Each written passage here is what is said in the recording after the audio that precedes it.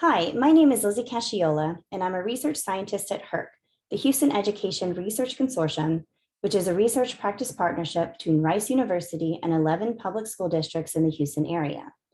Thanks for joining me as I present some recent results from our long-term English learner study, examining how timing of reclassification is associated with growth in math and reading achievement from 5th through 8th grade. A long-term English learner, or LTEL, is an English learner who enters Texas public schools in 1st grade and does not reclassify as English proficient within 5 years, when most ELs will begin middle school. Previous research has shown that LTELs are at risk for lower grades and test scores in high school. They are at higher risk of dropping out in high school and much less likely to go to college. To better understand these findings, we extended previous research to see if these trends begin before high school.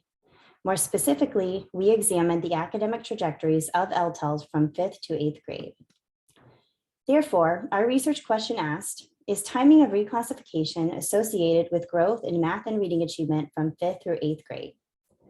By timing of reclassification, we are referring to the grade band that an English learner student reclassified as English proficient, specifically elementary school, middle school, or high school or never reclassified. And we also included never ELs in this analysis. We define growth in math and reading as growth in students' math and reading STAAR scores from 5th through 8th grade. To preview our findings, all students made significant gains in math and reading achievement between 5th and 8th grade. ELs who reclassified in middle school or high school or never reclassified, in other words, LTELs, made slightly bigger gains in math and reading than ELs who reclassified in elementary school and students who were never ELs. However, despite these larger gains, LTELs remained 1 to 2 years behind in their math and reading achievement at the end of middle school. In this study, we followed 4 cohorts of EL students who began 1st grade in Texas public schools between 2007 and 2010, and went on to attend middle school in 10 Houston area school districts.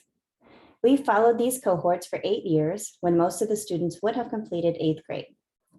Our analyses examined their growth in STAAR math and reading scores from 5th through 8th grade, comparing never ELs and ELs who reclassified in elementary, middle, high school, or never reclassified.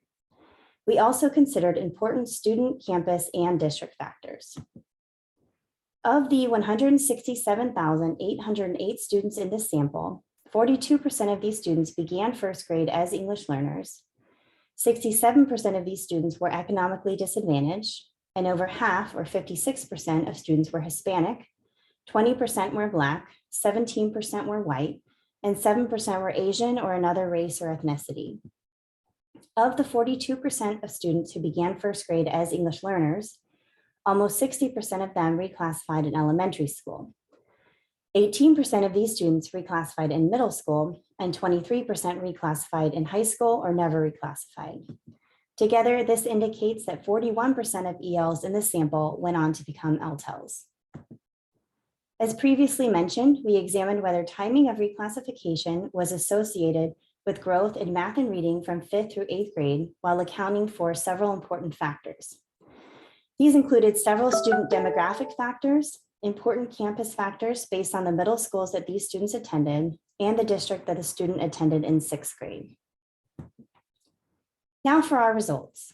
In this graph, we have 4 lines representing ELs who reclassified in elementary school, never ELs, ELs who reclassified in middle school, and ELs who reclassified in high school or never reclassified.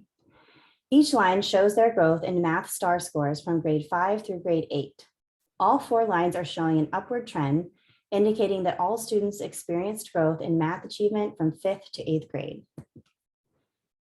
In addition, ELs who reclassified in elementary school had the highest math achievement. These students are represented in the gray line at the top of the graph.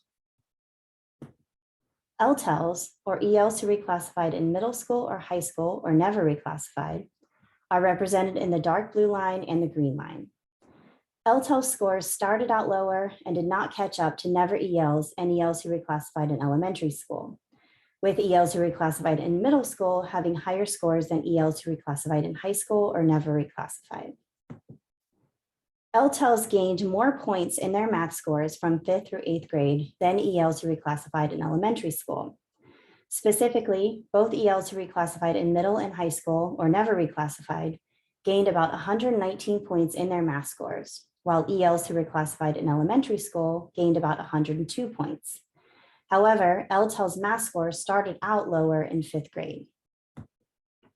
And despite these larger gains, LTEL's math scores did not catch up to the math scores of ELs who reclassified in elementary school. ELs who reclassified in middle school would have had to gain an additional 36 points to catch up to ELs who reclassified in elementary school. And ELs who reclassified in high school or never reclassified would have had to gain an additional 77 points to catch up to ELs who reclassified in elementary school. In fact, these gaps in 8th grade translate to LTELs being about 1 to 2 years behind in their math achievement than ELs who reclassified in elementary school. Specifically, ELs who reclassified in middle school were 1 year behind in their math learning than ELs who reclassified in elementary school, and ELs who reclassified in high school were 2 years behind in their math learning than ELs who reclassified in elementary school. Similar results were found for reading achievement. In this graph, each line shows growth in reading STAAR scores from grade 5 through grade 8. All 4 lines are showing an upward trend, indicating that all students experienced growth in reading achievement from 5th through 8th grade. ELs who reclassified in elementary school, represented in the gray line, had similar reading scores as never ELs in 5th grade, represented in the light blue line, and had slightly higher reading scores in 8th grade. LTEL's reading scores, represented in the dark blue line and the green line, started out lower and did not catch up to never ELs and ELs who reclassified in elementary school, with ELs who reclassified in middle school having higher scores than ELs who reclassified in high school or never reclassified. LTELs gained more points in their reading scores from 5th through 8th grade than ELs who reclassified in elementary school. Specifically, ELs who reclassified in middle school gained about 155 points, and ELs who reclassified in high school or never reclassified gained about 147 points in their reading scores, while ELs who reclassified in elementary school gained about 141 points. However, LTEL's reading scores started out lower in 5th grade. And despite these larger gains, LTEL's reading scores did not catch up to the reading scores of ELs who reclassified in elementary school. ELs who reclassified in middle school would have had to gain an additional 43 points to catch up to ELs who reclassified in elementary school. And ELs who reclassified in high school or never reclassified would have had to gain an additional 105 points to catch up to ELs who reclassified in elementary school. These gaps in 8th grade translate to LTELs being about 1 to 2 school years behind in their reading achievement than ELs who reclassified in elementary school. Specifically, ELs who reclassified in middle school were 1 year behind in their reading learning than ELs who reclassified in elementary school, and ELs who reclassified in high school were 2 years behind in their reading learning than ELs who reclassified in elementary school. To summarize our findings, all students made significant gains in math and reading achievement between 5th and 8th grade.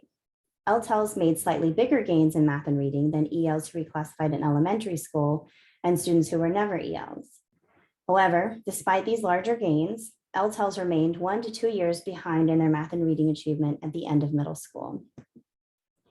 These results have some important implications, highlighting the diversity among English learners. First, ELs who reclassified in elementary school had the highest math and reading achievement from 5th to 8th grade, higher than LTELs and students who were never ELs.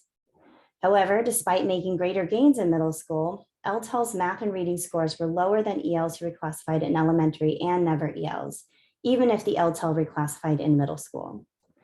Therefore, these gaps in math and reading achievement continued into high school, indicating likely future struggles for LTELs in terms of high school graduation and college enrollment.